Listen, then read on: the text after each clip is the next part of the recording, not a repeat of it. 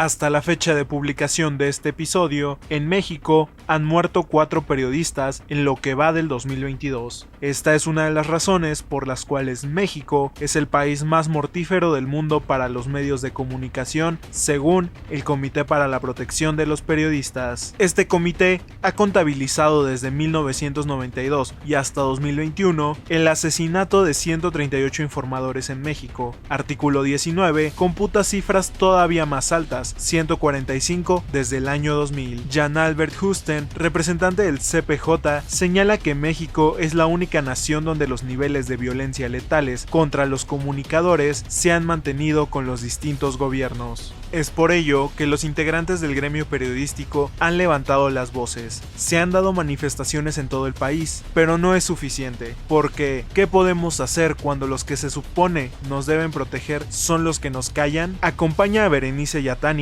al lado de una invitada especial en una charla donde se discute el problema. Hoy tenemos que hablar de un tema muy importante, el ataque constante a la libertad de expresión que ha cobrado la vida de cientos de periodistas. En enero recibimos 3 fuertes noticias, al enterarnos del asesinato de colegas quienes solo se dedicaban a la valiosa labor de informar. 3 periodistas asesinados en 25 días del 2022. Yo soy Tania Juárez y me acompañan. Yo soy Berenice Rosales y sí, es un tema muy delicado del que se tiene que hablar y para eso nos acompaña nuestra amiga y colega Laura Jiménez, que es reportera del Universal y quien se va a presentar a continuación. Hola, saludos a todos, muchas gracias por invitarme a este programa. Gracias a ti, Lau, por estar aquí con nosotros. Como bien les comenta Bere, Laura es reportera del Universal. Ella se ha dedicado a investigar el tema de desaparición forzada, también sigue el movimiento feminista, casos de feminicidios, entre otros temas sociales. ¿Cómo estás, Laura? Bien, gracias, aquí acompañándolos en un tema que no solamente debe de interesarle al gremio, sino sí que afecta a toda la sociedad, como es el ataque a la prensa. Sí, claro, es como lo dices, ¿no? Muchas veces creemos que nada más los periodistas son quienes debieron unirse a esta movilización, aunque muchos por diferentes trabajos o también la misma enfermedad no se les permitió en la movilización que se convocó para el 25, pero en realidad a toda la sociedad le incumbe, ¿no? Es un tema importante porque también se trata de la información de todos y, por supuesto, ¿no? De la violencia que hay dentro del país. Sí, iniciamos un año que fue el 10 de enero, el asesinato del compañero Luis Gamboa en Veracruz, y a eso le siguió el asesinato de Margarito en Tijuana y después el de Lourdes Maldonado, igual en la ciudad de Tijuana. Entonces, pues son agresores, tienen en común pues esta impunidad hacia la prensa, hacia el ejercicio periodístico. Mencionaste hace ratito algo bien importante, que es que no solo al gremio periodístico le debería importar, sino en general a las personas. Y me acordé que una vez cuando estábamos en la escuela, en una conferencia, esta Gabriela Warketing mencionó que el asesinato hacia periodistas no solo es pues un ataque a las personas, sino también a la democracia y a la libertad de expresión, lo cual es pues sumamente importante porque estamos hablando de algo que pues perjudica a todos porque no tenemos esa libertad no solo de nosotros como periodistas de informar, sino de que la gente se informe y pues ahora sí que como hemos dicho constantemente y se ha dicho en las marchas, pues matando periodistas no se mata la verdad. Sí, en el año van 3 asesinados, pero pues en estos 3 años son 28, los que van de este sexenio. Hay lo que es el mecanismo de protección hacia periodistas, pero vemos que es una cuestión que es insuficiente y es ineficaz para los compañeros que están dentro de este mecanismo. Ahora que mencionabas lo de la escuela, yo me acuerdo cómo había como que esta advertencia, ¿no? El que nos dicen, es algo muy general lo que nos mencionan. Nos dicen que es una profesión de riesgo, nos dicen que en México se matan periodistas, pero no nos dicen que asesinan y desaparecen a nuestros compañeros y amigos, o que los casos quedan en impunidad, que nos queda a nosotros hablar de nuestros muertos, y que con una mano tomamos el registro de la violencia y con otra mano la tenemos en el corazón, pensando en nuestro dolor ante la pérdida y ante la posibilidad de que pudimos ser nosotros. Sí, claro, y además lo del mecanismo, ¿no? De protección, eso es lo que incluso ha mencionado mucho el presidente, el mecanismo de protección federal al tanto defiende, y que además yo creo que también es una falta de organización, porque, por ejemplo, escuché también muchos casos de periodistas que ya están inscritos ahí. En México hay alrededor de 700 periodistas bajo esta figura, y entre ellos, pues muchos también comentan, ¿no? Que fue el caso a lo mejor también de Margarito, que es difícil acceder, también porque se tienen que entrar como con mucho papeleo, muchas cosas para que esté una cuestión muy burocrática. Exacto, y eso pues no facilita las cosas, o sea, no es tanto como que sí, claro, está el mecanismo ahí y además los estímulos justo en este gobierno se empezaron a reducir ciertos ingresos para, sobre todo, por ejemplo, a estos mecanismos de protección a periodistas, entonces es muy difícil, en primera, de que se acceda y que pues esto se lleven a cabalidad y lo vemos, ¿no? Lo vemos así como en el caso de Lourdes, que también estaba bajo esta opción y sin embargo, cuando había ganado la pelea, porque recordemos que ella tenía un conflicto laboral con el dueño de la televisora para la que ella laboraba, y cuando gana este conflicto que ella pues ya había terminado como su lucha, en ese momento vemos que después, días después, es asesinada frente a su casa. Entonces, ¿dónde están, no? ¿Dónde están quienes la estaban viendo? Sí, es un mecanismo que carece de presupuesto y también de personal como para poder ser efectivo. Se necesita, digámoslo, ciertas reformas hacia esta ley de protección para periodistas y defensores de derechos humanos, que también es otro de los círculos afectados, digámoslo así, que también son perseguidos, que también están estas amenazas y que también están los asesinatos y desapariciones. Sí, además tiene que como mencionar todo esto, describir de manera cronológica dónde ocurrieron los hechos, cuando recibieron, bueno, para quienes están pidiendo esta protección, cómo es que ese trabajo periodístico derivó en la amenaza, o sea, también es esta investigación que creo que también forma parte de la investigación de los asesinatos, ¿no? Que muchas veces intentan justificar con otras cosas como de, claro, pero pues es que él tenía a lo mejor un conflicto con el vecino, ¿no? Algo muy sonado. Sí, de hecho es lo que se había especulado en una de las primeras líneas de investigación supuestamente que tenía la alcaldía de Tijuana, pero después se descartó al siguiente día que compañeros de Margarito fueron a manifestarse fuera de esta instancia, diciendo que una de las principales líneas de investigación que se debería de seguir era justamente el que Margarito había sido asesinado por su trabajo, por su labor periodístico. Él cubría Nota Roja. Ahorita me parece que la fiscalía maneja 3 líneas de investigación y el arma con el que se cometió este asesinato ya tenía como 5 indagatorias sobre el accionar de esta arma de fuego, y aparte pertenecía al cártel Jalisco Nueva Generación. Entonces el asesinato de Margarito coincide, digámoslo, en el nivel de violencia con el de la compañera Maldonado. Los dos fueron asesinados afuera de su casa. De Margarito fue su hija quien lo vio muerto afuera de su domicilio, y después circularon muchas imágenes acerca de las mascotas que tenía Lourdes, pero había como que esta conmoción, ¿no? Hablando de las mascotas, de la adopción, y mucha gente se conmovió por eso, pero pues creo que dejaron un poco de lado que también había una joven de 15 años que vio a su papá, o sea, que le destruyeron toda la vida, y no solamente quedaron las mascotas en orfandad, sino también una chica. Creo que hay que dimensionar ese tipo de cosas y el cómo esta violencia pues rompe todos los núcleos familiares, deja totalmente en orfandad, en este dolor a las personas que rodean, al núcleo que rodea a la persona con la que se atentó. Algunos compañeros de Tijuana, después de la muerte de Margarito, mencionaban que el balazo les dio a todos, o sea, fue una cuestión que nos unió como gremio, nos unió la indignación, fue una indignación colectiva, y después de salir a las calles, en ese momento fue algo un poco más local, digámoslo así, de salir a las calles, no pasaba mucho de que fue el entierro, salieron imágenes de la familia de Margarito con las palomas, con flores, y toda esta cuestión que se hizo en su memoria, cuando ya estábamos protestando otra vez, pero ahora por el asesinato de la compañera, ¿no? Entonces son como ataques repetitivos, y no solamente esta cuestión, sino que también por el lado de las autoridades vemos que nada más condenan y se indignan, pero en la práctica pues no hacen que el mecanismo funcione, no hacen una cuestión para resolver los casos, porque pues menciona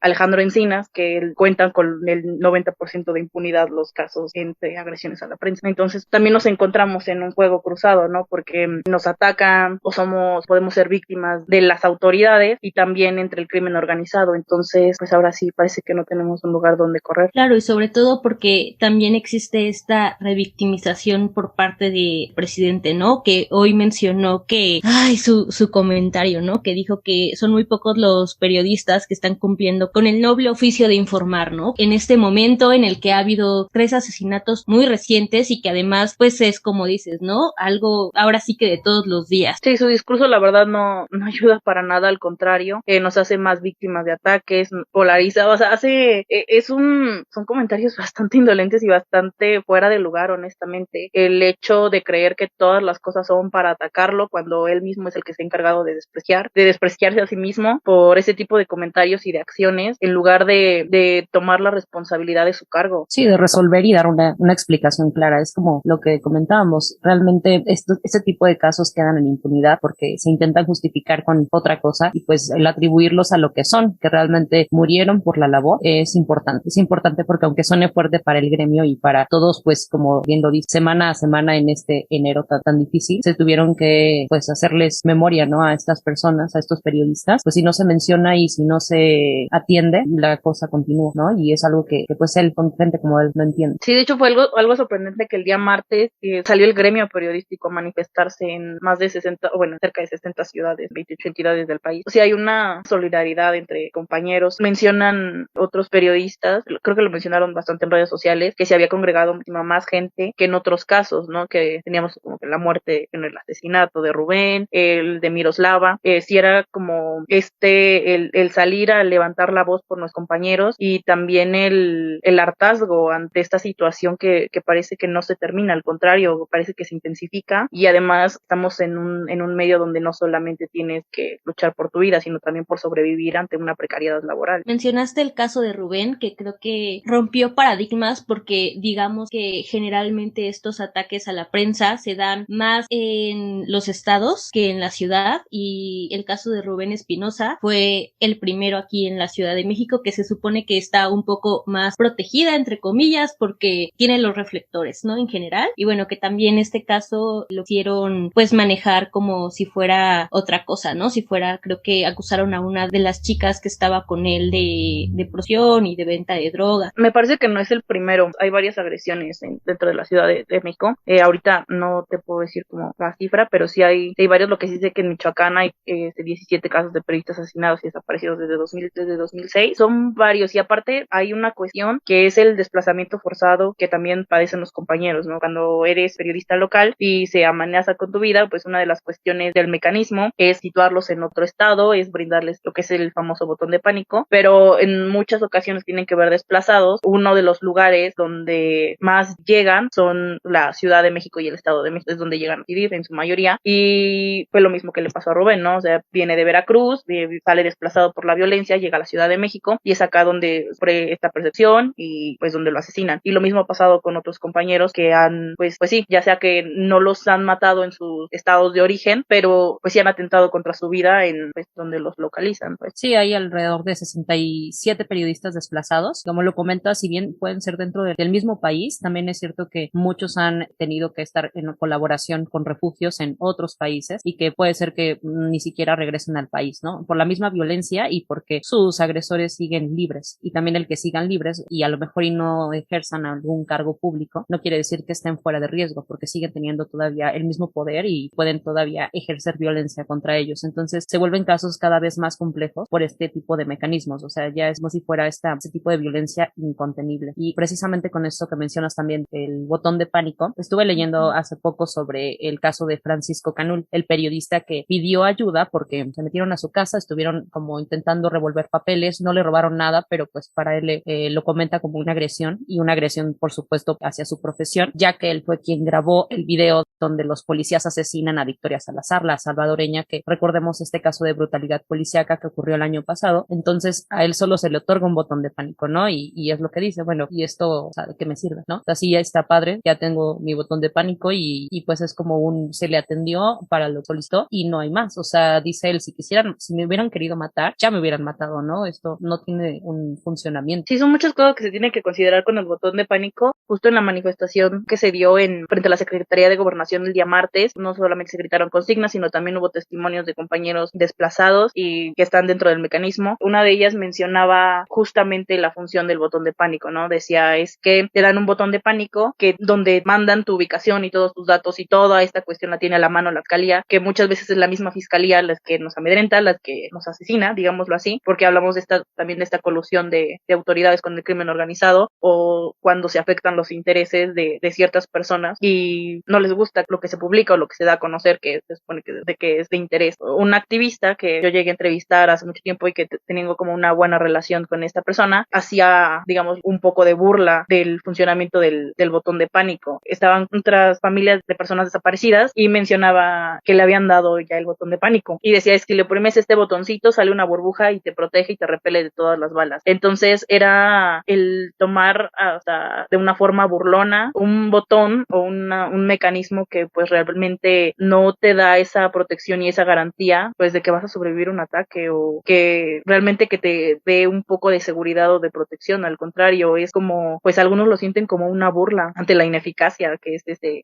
mecanismo o parte de las acciones que se toman para salvaguardar la vida de las personas que están en riesgo. Sí, sí, totalmente. No sé si conoces este proyecto que se llama For Biden Stories, que surgió como, me parece que en 2017, y bueno, es una red colaborativa de periodistas que pretenden, evidentemente, como con esta frase, ¿no? De no se mata la verdad matando periodistas, darle seguimiento y publicar estos trabajos de periodistas que ya fueron asesinados o se encuentran en la cárcel por sus investigaciones, y el objetivo es desarrollarlas, o sea, como concluir todas estas investigaciones y a lo mejor de manera independiente. Obviamente la intención es que muchos periodistas que ya se encuentran como en estos mecanismos puedan darles a conocer sus trabajos. No se publicaría únicamente hasta que ellos obviamente lo decidan, y también si ya fueron asesinados o el periodista se encontraba ya en riesgo, la investigación comenzaría a formar parte de toda esta red colaborativa, que son alrededor de 60 medios. Y es algo muy importante porque justo con los periodistas con los que empezaron a conformar estas historias son otros 3 periodistas mexicanos que asesinaron, ¿no? Y en esta red que es internacional lo mencionan, ¿no? México es uno de los países,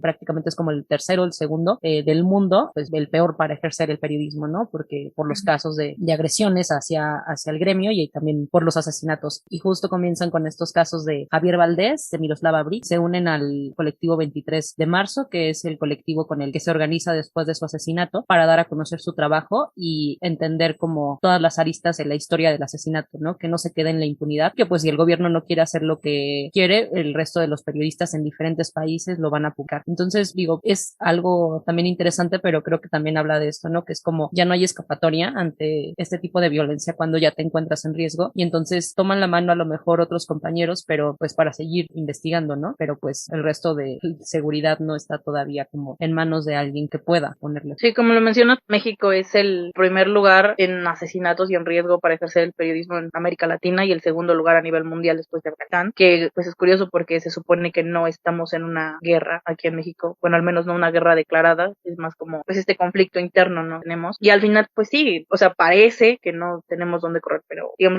algo que nos ha salvado o que nos podría salvar es seguir apostando a seguir creando este tipo de redes de apoyo y de colaboración y solidarizarnos como gremio, porque pues tristemente parece que a la sociedad no le interesa tanto el asesinato de periodistas, y somos nosotros los que tenemos que cubrir la muerte de nuestros compañeros, que darle difusión y que decirles como, hey, oigan, la muerte de periodistas importa porque no solamente es esta persona, sino todo lo que significa, lo que conlleva, el cómo también le quitas a la sociedad esa posibilidad de conocer, de saber, de informar. Ahorita que mencionaste que pues los periodistas tienen que cubrir el asesinato de sus compañeros, recordé que apenas en la manifestación está Estefanía Camacho, que también es una reportera y amiga, mencionó que justamente eso, ¿quién entrevista a los entrevistadores, ¿no? ¿Quién entrevista a los periodistas? Y hablando de esto, recordé que pues tú participaste en el documental de Yenue Zarate, que fue nuestra maestra, No callarán nuestras voces, y que justamente también aborda esto, ¿no? Como las periodistas mexicanas, pues además de sufrir o más bien tener atravesada esta violencia que viven día a día como periodistas, también lo hacen como mujeres. Al final parece una escala de vulnerabilidades, como corres riesgo y eres periodista, corres riesgo o más, estás como más propensa a, pues porque eres mujer y vivimos en un país, pues no quisiera decir un país feminicida, pero donde cometen muchísimos feminicidios, son 10 mujeres asesinadas al día y son cerca de 24,000 las mujeres desaparecidas. Entonces hablamos de un doble riesgo, y a eso le sumas otras características que te pueden hacer más vulnerable, no sé, el ser una mujer indígena,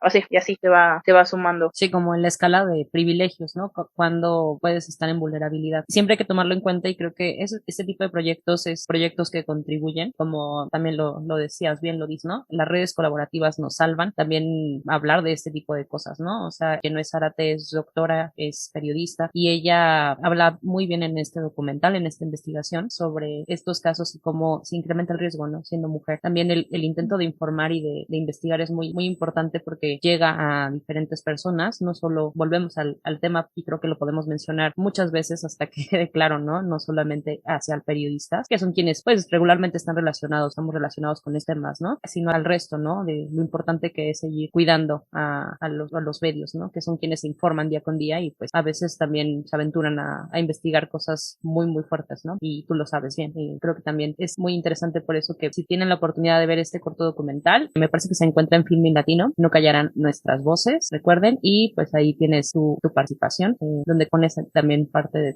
tu experiencia. Sí, Gino hizo un estupendo trabajo en el corto. De hecho, no solamente salgo yo, salen otras compañeras que muestran su trabajo, hablan sobre su trabajo, sobre todas las implicaciones y también otras cuestiones que no siempre se abordan, ¿no? Que es la cuestión de acoso, el cómo por ser mujeres no siempre no sé, se nos da el mérito del trabajo, sino nos niñean, por decirlo de una forma, o en ocasiones menosprecian nuestro trabajo por una cuestión de género. Entonces realmente es un muy buen documental que aborda muchísimo del tema de cómo es ejercer el periodismo desde una visión cargada de feminismo y, como siempre, pues intentando formar redes de apoyo entre las colegas, entre mencionar este tipo de abusos, y no solamente dentro del gremio, sino también cómo esta visión nos hace ver la realidad con una perspectiva un poco diferente de los temas que cubrimos, ya sea el feminicidio, la desaparición de mujeres, la trata y pues otros. Así que véanlo.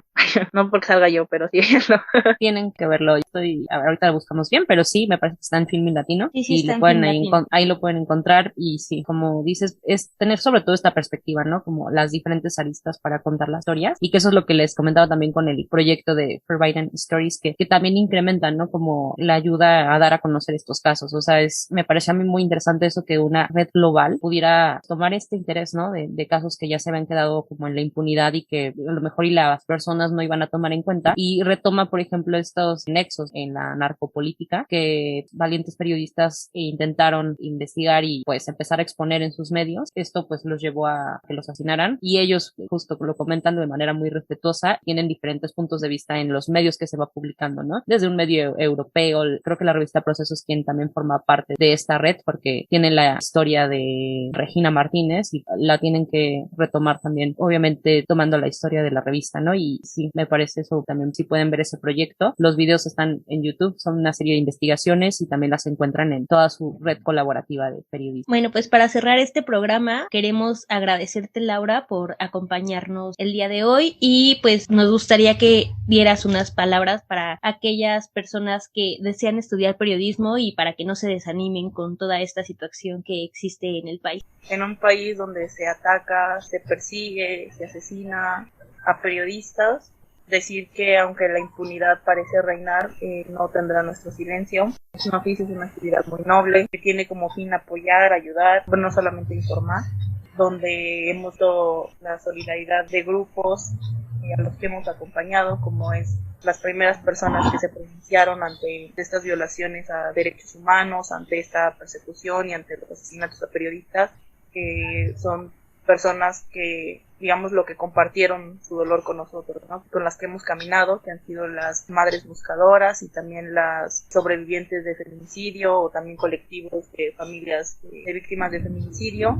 Ellos son los que también nos han dado su hombro, nos han enseñado a ser resilientes. Queda en nosotros el continuar con ese trabajo, con esta labor, pero lo que sí pedimos es que se mejoren las condiciones para poder hacerlo, ¿no? Que se nos dé una seguridad social, que se mejoren los salarios y además que no tengamos que elegir entre realizar nuestro trabajo y nuestra vida. Muchas gracias, Lau. Y yo les recuerdo dónde pueden encontrar tu trabajo en el Universal. Te pueden encontrar ahí como Laura Jiménez. Igual no sé si quieras compartir tus redes sociales o en dónde tienes. Realmente no soy tan activa, digámoslo así, en redes sociales, pero pues sí, pueden seguir, va a sonar a comercial, pero pueden seguir toda la información, no solamente mía, sino también de mis compañeros que hacen un gran trabajo diariamente en las redes sociales del periodismo. Ya escucharon, revisen toda la sección de investigación y este valioso trabajo que se hace también en el Universal. A nosotros, recuerden, nos pueden encontrar como @tupodcastdiver_ en Twitter, Facebook e Instagram. A mí me pueden encontrar como Tania Flores Mora. Muchísimas gracias por